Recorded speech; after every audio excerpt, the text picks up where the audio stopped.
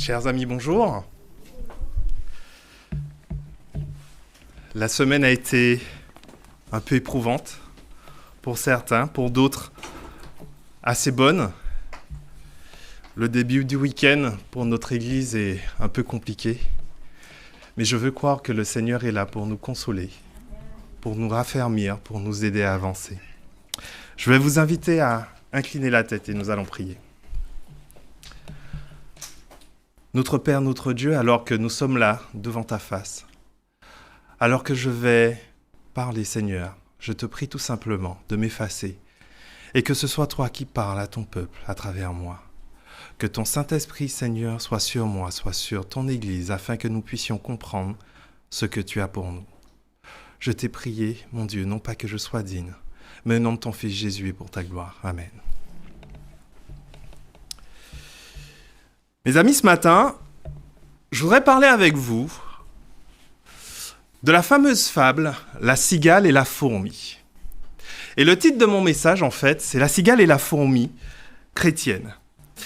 Alors, je pense que pour la plupart, on connaît un peu cette fable de La Fontaine qu'il a écrite dans les années 1668. Mais je vais vous la lire un petit peu.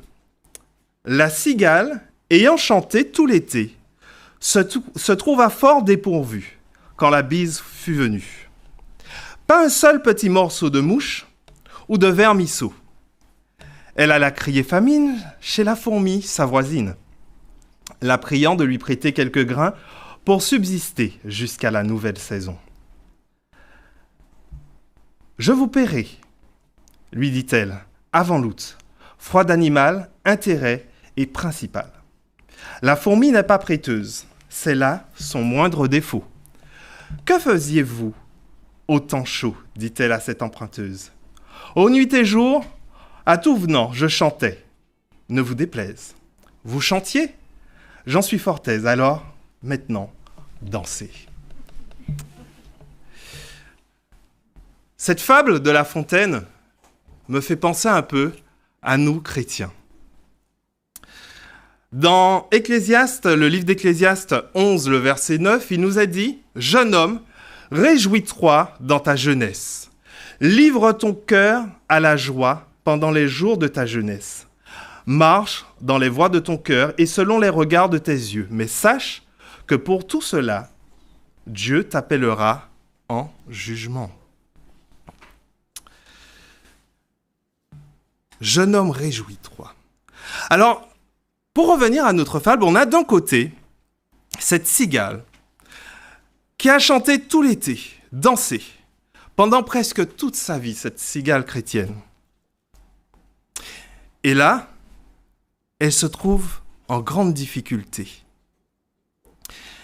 Et de l'autre côté, on a la fourmi chrétienne également, qui, elle, décide de passer du temps avec Dieu. Elle vient à l'église, elle prend sa part de nourriture spirituelle, elle prend des forces. Pour elle, elle fait des réserves pour les temps difficiles. Matthieu 25 nous parle de la parabole des 10 vierges, les 5 vierges folles et sages. Et vous vous rappelez, les sages avaient fait également des réserves. Alors, selon vous, entre la fourmi et la cigale, laquelle va se retrouver en difficulté quand les temps de trouble vont arriver?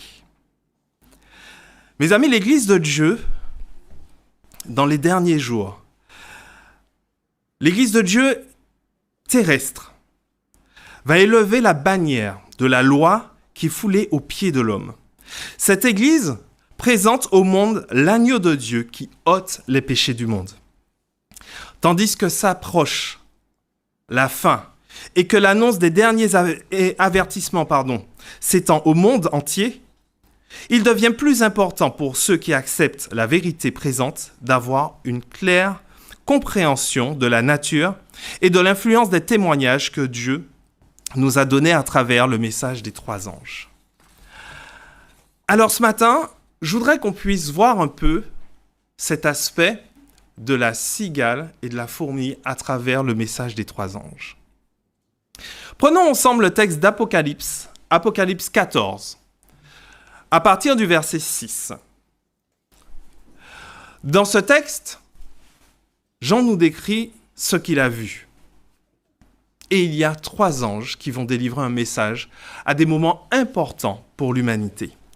Et au verset 6, il nous a dit « Je vis un autre ange qui volait par le milieu du ciel, ayant un évangile éternel pour l'annoncer aux habitants de la terre, à toute nation, à toute tribu, à toute langue et à tout peuple.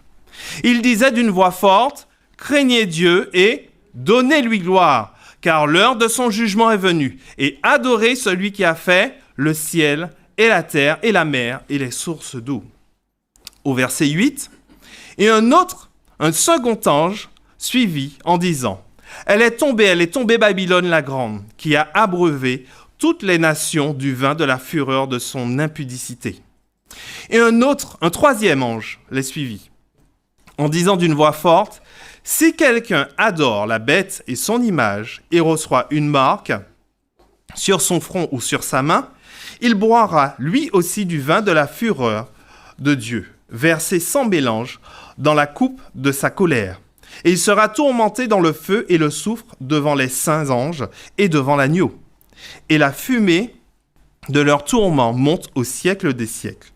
Et ils n'ont de repos ni jour ni nuit, ceux qui adorent la bête et son image, et quiconque reçoit la marque de son nom. C'est ici la persévérance des saints qui gardent les commandements de Dieu et la foi de Jésus. » Alors, selon vous, mes amis, la question que je me pose, est-ce que nous vivons actuellement ces 3 messages? Alors, je vous écoute. Est-ce que nous vivons actuellement ces 3 messages? Est-ce que nous sommes dans le message des 3 anges? Oui? Vous n'avez pas l'air convaincu. Oui, d'accord. Alors maintenant, à quelle partie actuellement nous sommes?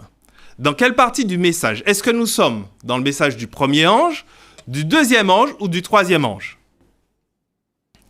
Rappelez-vous, le message du premier ange disait quoi? « Craignez Dieu et donnez-lui gloire, car l'heure de son jugement est venue. » Nous savons à travers les prophéties que le jugement a commencé en 1844.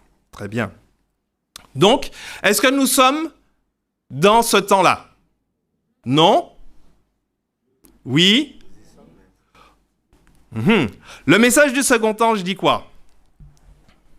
Elle est tombée Babylone la grande, qui a abreuvé toutes les nations du vin de la fureur de son impudicité.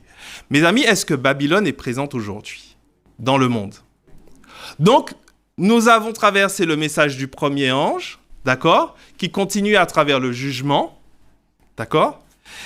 Nous avons attaqué le message du deuxième ange, à travers Babylone, où le messager de Dieu nous dit quoi? De sortir de Babylone. Donc, le second ange annonce la sortie du peuple de Dieu dans Babylone, c'est-à-dire l'Église du reste qui devra montrer aux hommes qu'il y a un seul vrai Dieu et que nous devons lui obéir. Et mes amis, j'irai un peu plus loin encore. Si nous sommes sur le message du deuxième ange, sachez que nous sommes à la fin du message du deuxième ange. Et nous sommes en train de rentrer sur le message du troisième ange. Nous sommes clairement dans la fin des temps. Et selon tout ce qui se passe autour de nous, et selon les Écritures, ça y est, l'Église du reste du monde va montrer son visage. Cette Église n'est ni un bâtiment, ni une institution, mais ce sera tout simplement le regroupement du peuple qui adore Dieu à travers sa loi. Ceux qui craignent Dieu, qui lui donnent gloire et qui ne se lient pas à Babylone. Ils n'ont point honte de l'Évangile. Et ce groupe de personnes attend le retour du Christ. Aujourd'hui, qui sommes-nous aux yeux du monde? Nous, les adventistes du 7e jour. Est-ce qu'on est considéré comme une religion? Sommes-nous considérés comme un mouvement? Sommes-nous considérés comme l'Église du reste? Le message du troisième ange est sur le point d'être crié. Le monde actuel n'a jamais autant subi de changements politiques que ces dernières années. En France, l'État a mis en place actuellement un système qu'on appelle l'état d'urgence pour faire appliquer toutes sortes de lois. Bien sûr, ils nous disent que c'est pour la protection de l'homme. La protection pour la santé et pour l'environnement. Les sujets qui sont portés à travers le monde entier, la santé et l'environnement. Les États dont la France, les plus grandes sociétés comme les plus petites, les religions aujourd'hui regardent ensemble vers la mode du green, donc du vert. L'environnement. Arrêtons-nous un petit peu sur 3 parties importantes qui vont nous faire comprendre que le message du troisième ange est à la porte. L'État, l'Église et le reste. Depuis quelque temps, nous entendons parler de la préservation de notre planète. Et ce peu importe le prix à payer. Alors, on va voir un petit peu de plus près ce qui se passe dans le monde. Il y a à peu près 2 ans de cela, en France, un conseil mondial de défense écologique, mené par la France, où ils invitent des professeurs, où les ministères sont représentés également.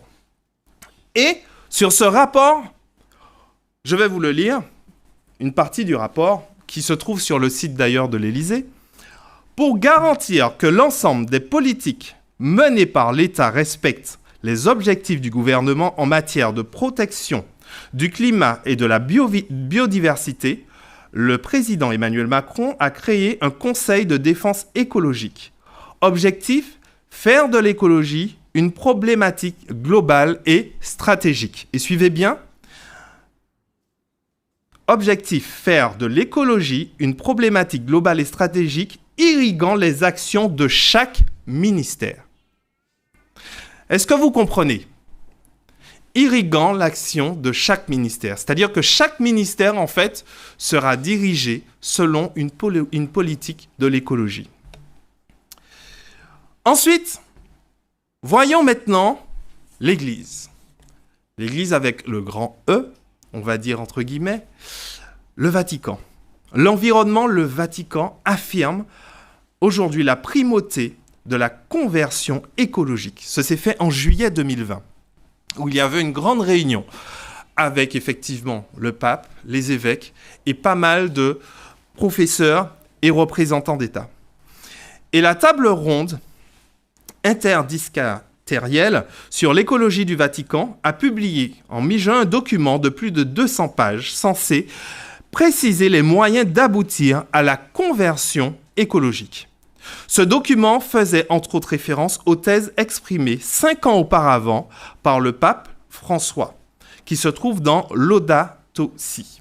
Alors j'ai retrouvé cet extrait de Laudato Si, qui est une lettre encyclique du pape François avant, donc vous pouvez le retrouver également sur le site du Vatican. Et il dit, écoutez bien, le défi urgent de sauver notre maison commune inclut la préoccupation d'unir toute la famille humaine dans la recherche d'un développement durable et intégral. Car nous savons que les choses peuvent changer. Il dit aussi que le Créateur ne nous abandonne pas. Jamais il ne fait marche arrière dans son projet d'amour. Il ne se repent pas de nous avoir créés. L'humanité, et écoutez bien, l'humanité possède encore la capacité de collaborer pour construire notre maison commune. Il salue ensuite tous ceux qui sont dans le secteur les plus variés de l'activité humaine, qui travaillent pour assurer la sauvegarde de la maison que nous partageons. Et sur la fin, il dit « J'adresse une invitation urgente à un nouveau dialogue sur la façon dont nous construisons l'avenir de notre planète.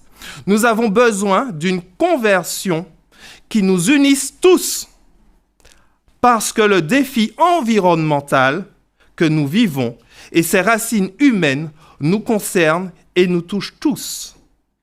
Le mouvement écologique mondial a déjà parcouru un long chemin. Mes amis, quand je lis ça, je me dis que c'est bien. C'est quelque chose de beau, tous unis pour la préservation de la terre. Alors maintenant, que dit notre Église protestante?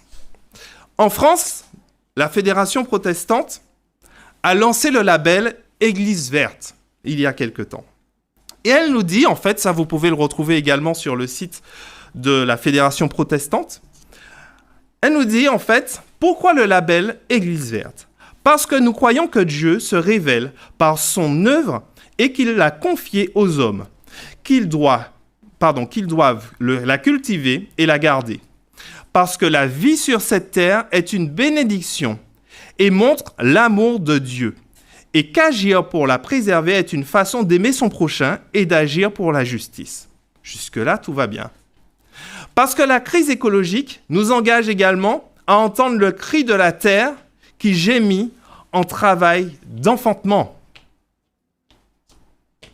Le cri de la terre qui gémit en travail d'enfantement.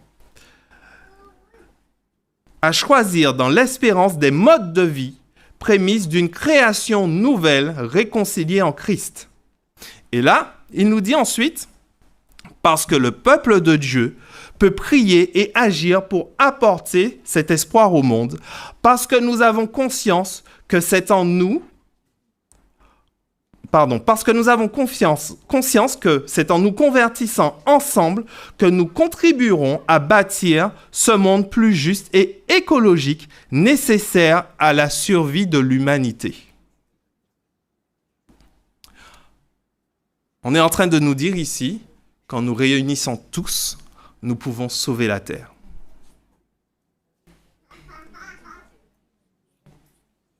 Nous pouvons sauver la terre. Alors, comment comprendre cela? Est-ce quelque chose de bien? Est-ce qu'il faut se méfier? Est-ce qu'il faut rentrer dans ce mouvement écologique à 100%?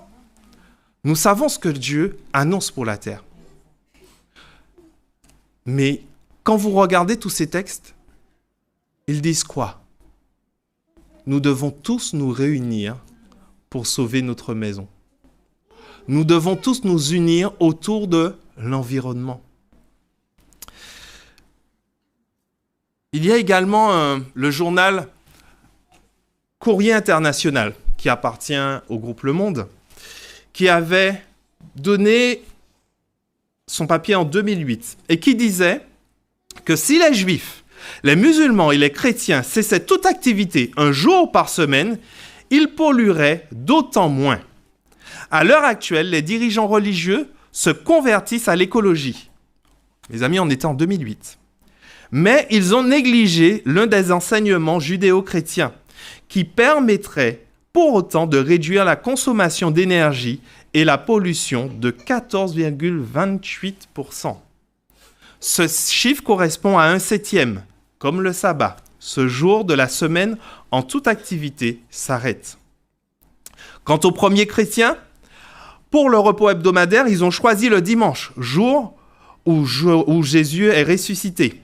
Tout comme les Juifs, certains chrétiens le considèrent comme un jour sacré et traditionnellement évitent toute activité qui puisse les détourner de sa nature divine, telle que le travail, les affaires ou le shopping.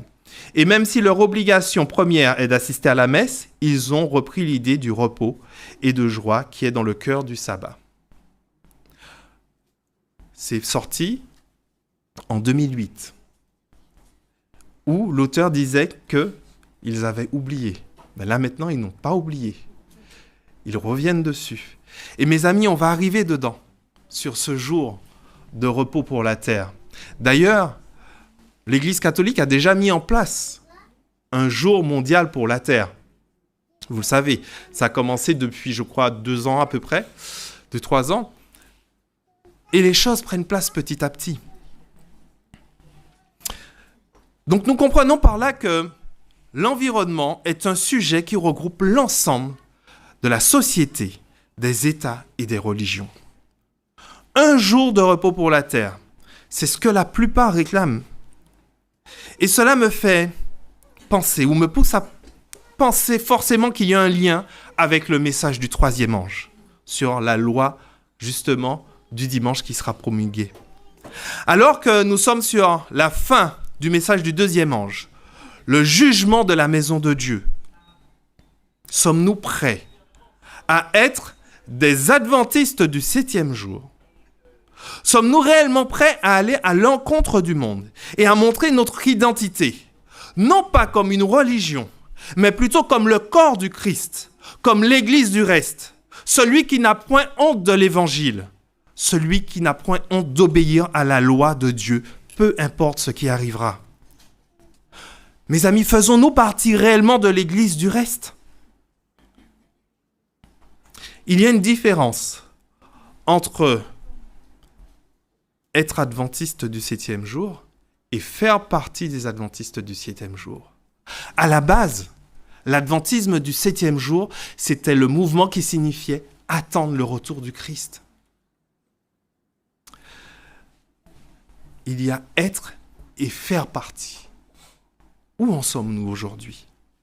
La Bible déclare dans Matthieu 7, le verset 21, on va le prendre ensemble, Matthieu 7, le verset 21, « Ceux qui me disent « Seigneur, Seigneur » n'entreront pas tous dans le royaume des cieux, mais ceux-là seuls qui font la volonté de mon Père qui est dans les cieux. » Et Romains 2, le verset 13 dit « Ce ne sont pas, en effet, ceux qui écoutent la loi qui sont justes devant Dieu, mais ceux qui la mettent en pratique qui seront justifiés. » Alors, selon ces textes, on peut voir qu'il y a deux catégories de chrétiens. Ceux qui se disent chrétiens et ceux qui sont chrétiens. Alors, mes amis, pour revenir à notre fable, comment faire la différence entre la cigale chrétienne et la fourmi chrétienne? Les deux ont une obsession, mais ils n'ont pas le même but. L'Église des temps de la fin a des caractéristiques spécifiques que Jésus a signalées. Entre autres, le don de prophétie, qui est révélé dans les Saintes Écritures. Les membres de l'Église du reste, dans les temps de la fin, auront ce témoignage de Jésus et n'auront nullement peur de témoigner à travers leur comportement de qui est Jésus. Ils donneront leur vie entièrement pour la cause du Christ. Ils seront mis à part et proclameront de vive voix le dernier message, attendant l'apparition de notre Seigneur et Sauveur. Maintenant, si on prend un peu de recul, personnellement, est-ce que je suis à l'église parce que je me dis que je suis adventiste du 7e jour et que c'est une routine? Ou est-ce que je viens à l'église pour rencontrer Dieu et vivre cet adventisme du 7e jour, vivre ensemble cette attente? Notre comportement reflète-t-il l'église du reste? Rappelez-vous que la cigale, elle aimait chanter pendant tout l'été. Elle dansait, tout comme beaucoup de chrétiens le disent. Je m'amuse, Dieu connaît mon cœur, Dieu connaît mes pensées. Mais au final, quel est ton but dans la vie? Ton but dans la vie, est-ce que c'est t'amuser sur cette terre? Bâtir quelque chose sur cette terre? Ou est-ce que ton but, c'est de te préparer à être sauvé, à partir avec Dieu? Il y a le chrétien de nom, qui en semaine se fond dans la masse des gens du monde. On ne sait même pas qu'il est chrétien. Le samedi matin, il vient au temple. Parfois, il participe. Mais le plus souvent, il vient consommer. Il regarde un programme. Une fois le sabbat fini, il reprend ses activités de la vie quotidienne. Et ça depuis des années. Le samedi soir, c'est soirée, boîte de nuit. Semaine, pas le temps pour Dieu. Et le sabbat, ça y est, je redeviens chrétien. Il y a aussi le chrétien qui lutte dans la semaine avec ses soucis, qui de temps à autre dans la semaine parle avec Dieu, mais aussi qui hésite sur certaines choses. Il va s'amuser de temps à autre. Après, il demande pardon à Dieu. Il retourne s'amuser. Ensuite, il demande pardon à Dieu. Il n'a pas peur de dire qu'il est chrétien, qu'il chante du gospel, qu'il joue de la musique parce que c'est l'effet de mode. Il est présent le sabbat matin. Il participe au programme. Il se nourrit spirituellement, mais d'un minimum. Juste la prédication du samedi matin. Et c'est tout. On a d'autres chrétiens également. Lui, il vient de temps à autre, lorsqu'il y a un programme intéressant. Il passe d'église en église. Parfois, il participe au service. Mais il est plutôt en mode promenade en week-end, en sortie entre amis le sabbat matin. Et en fonction de son vécu, il va être plus ou moins proche de Dieu, en fonction de ce qu'il ressent. Mon ami, si tu te retrouves dans ces catégories, si tu es une cigale, sache qu'il faut qu'aujourd'hui, tu demandes à Dieu de t'aider à te transformer pour que tu sois un chrétien à l'image de l'Église du reste. Et que fait la fourmi pendant ce temps? Pendant tout l'été, elle travaille à remplir ses greniers, sa nourriture, pour préparer les temps difficiles. Donc la fourmi chrétienne, pareil, elle travaille à parfaire son caractère en Christ, en étudiant la parole, en réclamant constamment le Saint-Esprit, à prendre des forces spirituelles, à refléter le Christ, parce que pour elle, le Christ est sa priorité. Elle veut avoir une obsession qui est le Christ, cette fourmi. Mais vous savez, notre fourmi chrétienne a un souci. Elle ne partage pas l'évangile. Elle n'est pas prêteuse. Alors, elle vit de l'évangile pour elle-même. Elle recherche la présence de Dieu constamment, mais elle garde tout pour elle.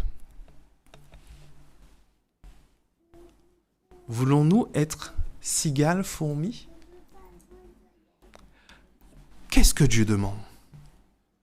Le chrétien qui fera partie de ce mouvement, de cette église du reste, doit avoir pour objectif ultime, au-delà de sa propre vie, d'obéir à Dieu, mais également de témoigner autour de lui qui est Jésus.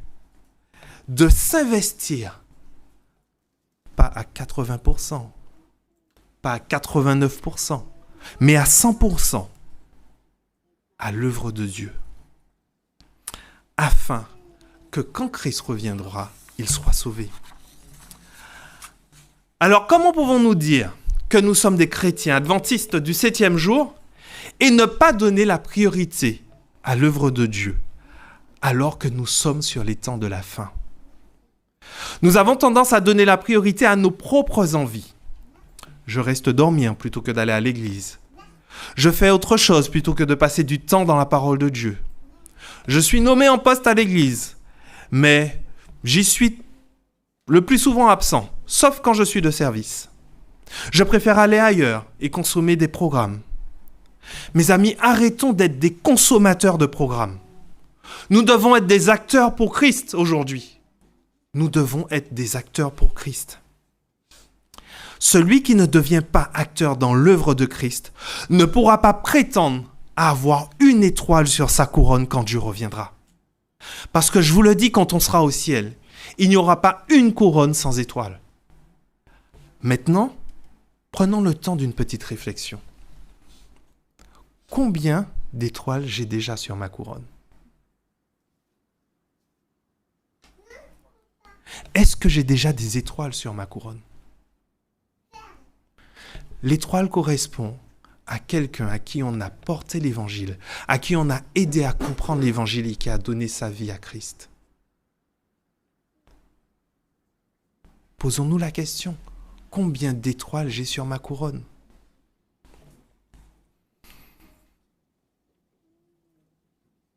Si aujourd'hui, nous ne prenons pas parti pour être l'Église du reste, nous ne pourrons l'être, du moins, quand la loi du dimanche sera promulguée. car nous n'aurons aucune force spirituelle. Nos actions, tout ce que nous ferons pour Dieu, devront être accompagnés d'une foi inébranlable pour le Seigneur, car seules les œuvres qui seront sous l'influence du Saint-Esprit feront la différence entre ceux qui se disent chrétiens et ceux qui sont chrétiens, entre l'Église du reste et le monde. Le sabbat va symboliser la justification par la foi, et le dimanche va symboliser le salut par les œuvres. Ce sont les deux controverses que nous trouvons tout au long de la Bible dans le Nouveau Testament. Nous devons être sûrs du camp auquel nous appartenons, car le diable, vous savez, est très subtil. On peut le voir, par exemple, dans le livre d'Apocalypse, dans les lettres aux églises. Une église qui, soi-disant, est représentant de l'œuvre de Dieu. On va le prendre ensemble. Apocalypse 2, le verset 12 à 13. L'église de Pergame. Écrit à l'ange de l'église de Pergame. Voici ce que dit celui qui a l'épée aiguë à deux tranchants. Je sais où tu demeures. Je sais que là est le trône de Satan. Tu retiens mon nom et tu n'as pas renié ma foi. Même au jour d'Antipas, mon témoin fidèle, qui a été mis à mort chez vous, là où Satan a sa demeure. C'est-à-dire que Satan peut avoir sa demeure dans une église qui prêche le nom de Dieu. Satan est très subtil. Et à nous, qu'est-ce qu'il nous dit pour notre église aujourd'hui ? Apocalypse 3, le verset 14 à 18. Écrit à l'ange de l'église de Laodicée. Voici ce que dit l'Amen, le témoin fidèle et véritable, le commencement de la création de Dieu. Je connais tes œuvres, je sais que tu n'es ni froid ni bouillant. Puisses-tu être froid ou bouillant ? Ainsi, parce que tu es tiède et que tu n'es ni froid ni bouillant, je te vomirai de ma bouche. Parce que tu dis, je suis riche, je me suis enrichi et je n'ai besoin de rien. Et parce que tu ne sais pas que tu es malheureux, misérable, pauvre, aveugle et nu. Je te conseille d'acheter de moi de l'or éprouvé par le feu, afin que tu deviennes riche, et des vêtements blancs, afin que tu sois vêtu et que la honte de ta nudité ne paraisse pas, et un collier pour oindre tes yeux, afin que tu vois. C'est ce message-là que Dieu a pour nous en ce matin. Nous, cette dernière Église. Arrêtons d'être tièdes. Arrêtons d'être des chrétiens de nom, sans pratique.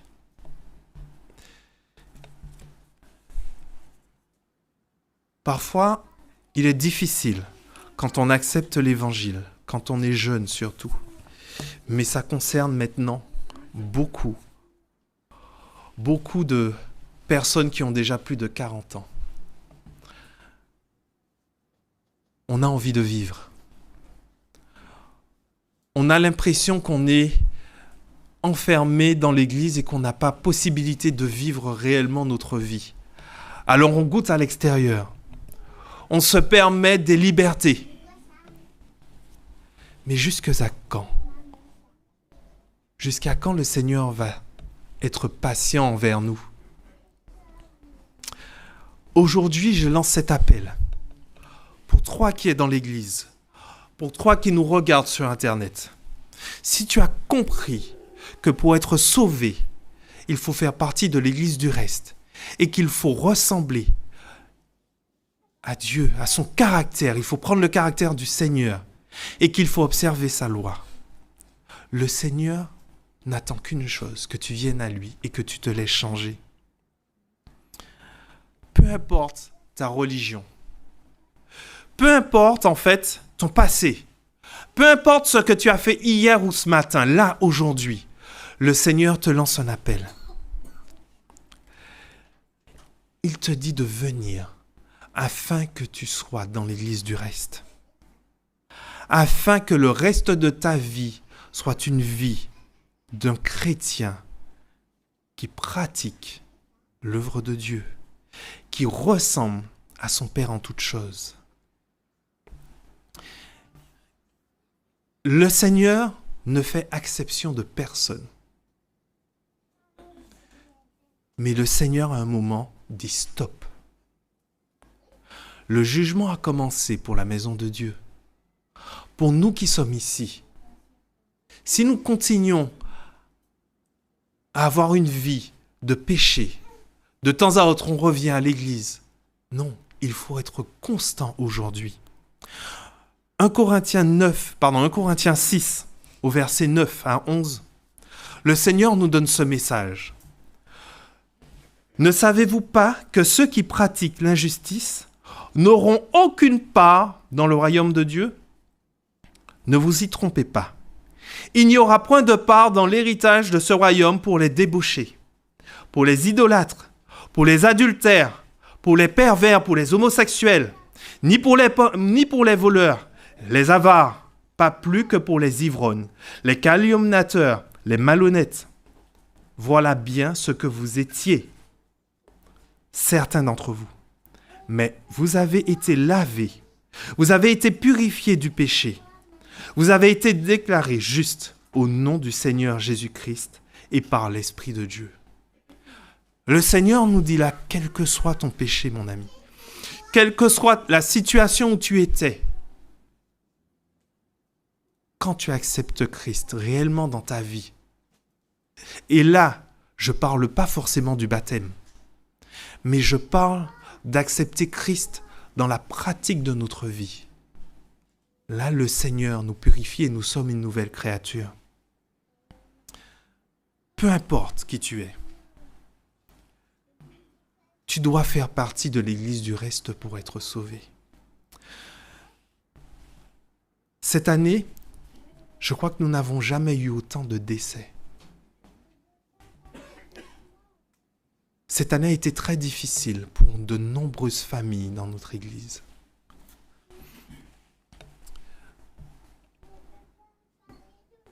Nous ne savons pas combien de temps il nous reste pour vivre.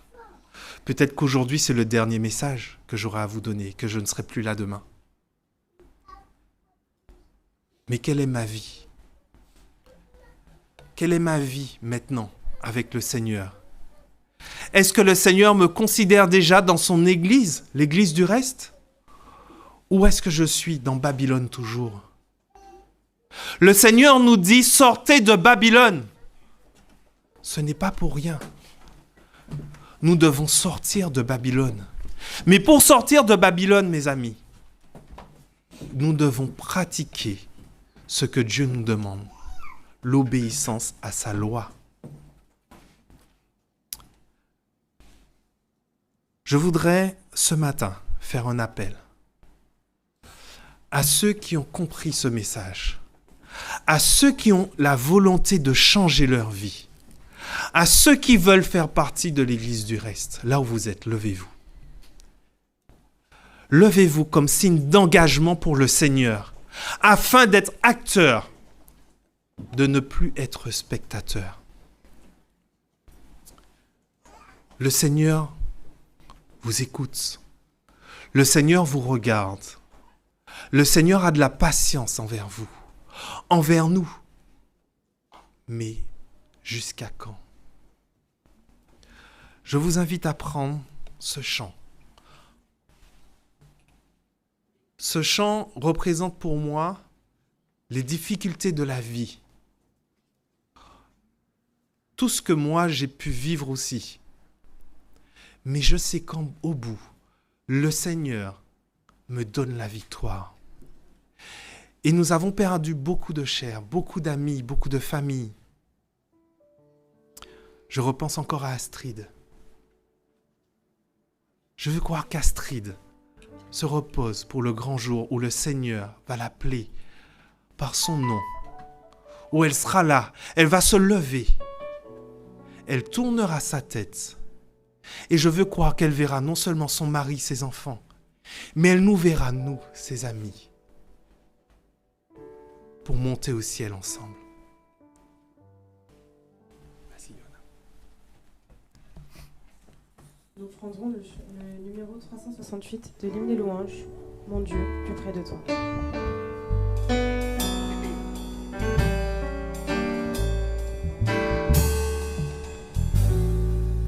Mon Dieu, plus près de toi, plus près de toi, c'est le mot de ma foi.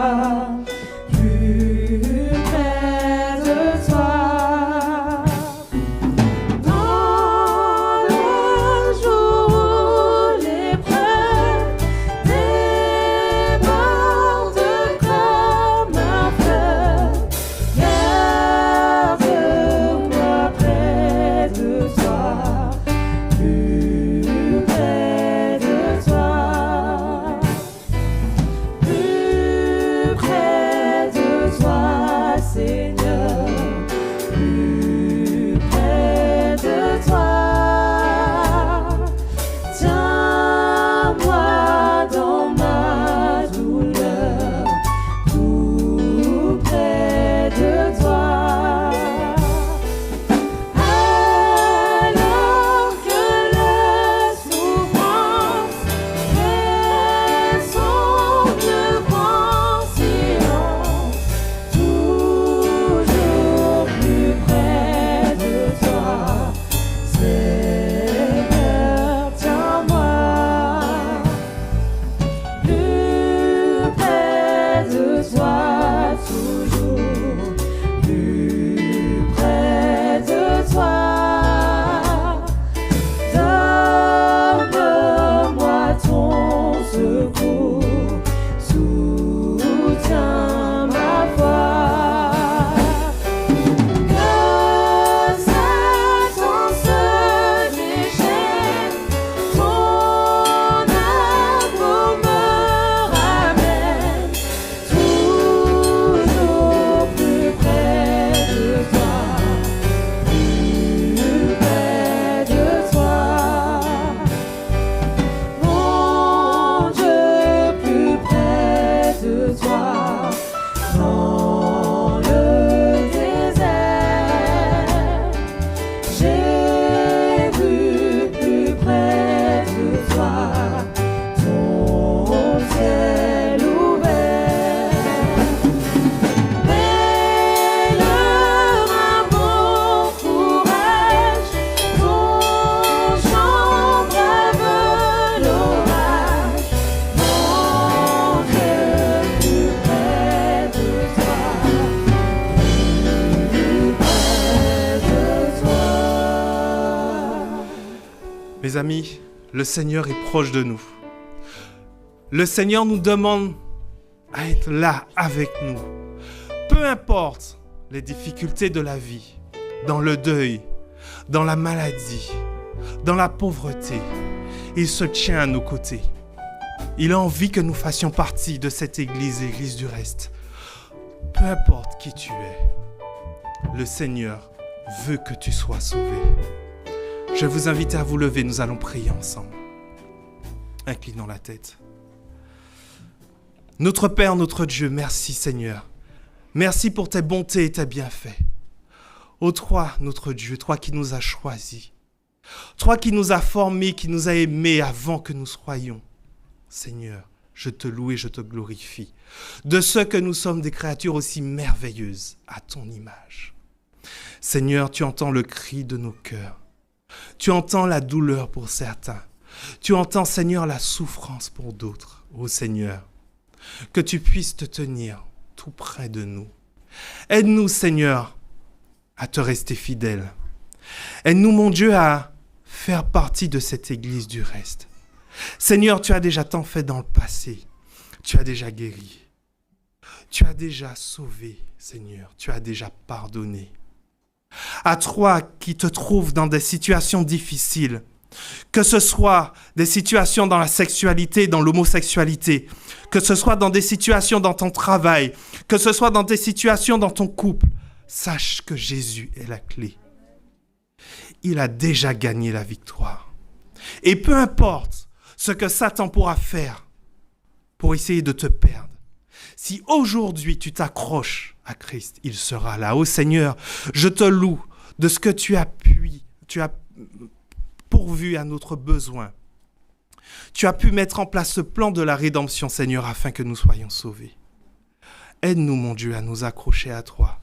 Aide-nous à te faire confiance et à ne plus être tiède, mais à être bouillant pour toi, Seigneur, à proclamer ton évangile. Sois avec ton Église. Je t'ai prié au nom de ton Fils et pour ta gloire. Amen.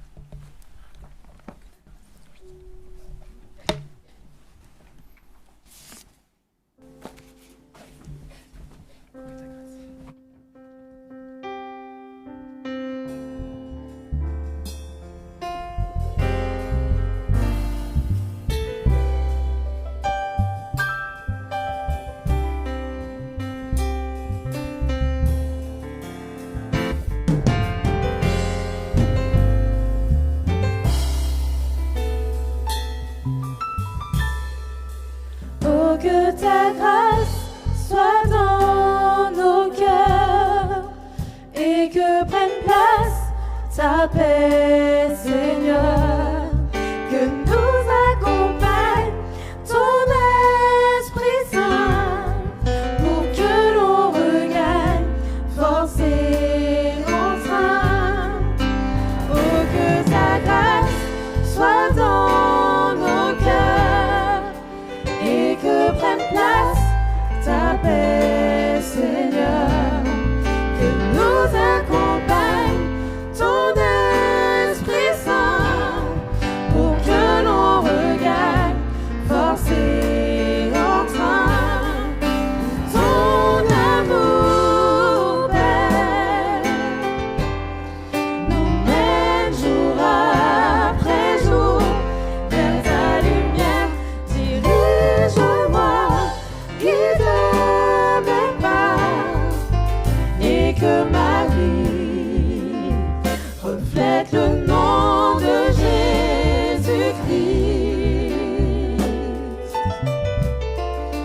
Que ma vie reflète le nom de Jésus-Christ.